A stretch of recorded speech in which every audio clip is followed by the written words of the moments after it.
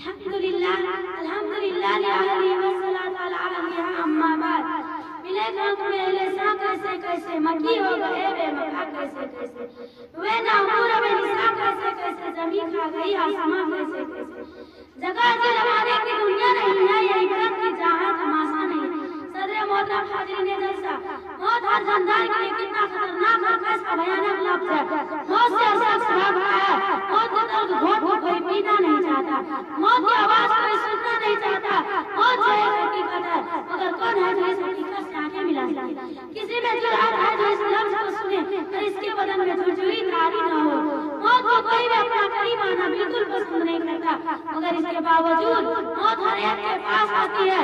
कभी दबे आती है, कभी ऐलान करते हुए आती है। मौत के दर्द जाम हमें पीना पड़ता है, पीना दोबारा करे या न करे। मौत के आगे किसी की जोर जबरदस्त नहीं चल सकती। मौत की खौफनाक मंजों से जोर नहीं किसी की बस की बात नहीं। मौत हर एक के पास आती है, साह या गदा, अमीर हो या गरीब, आका या गुलाम, आलिम हो या जाहिल, पागल हो या हकीम, ज़ईफ़ हो नत्था हो या कवि ताकतवर, मर्द हो या औरत, पीर हो या जवान, दूर हो या काला, महल्ला में जिंदगी गुजारने वाला हो या फंस की झोपड़ी में, मौत हर एक के पास आती है।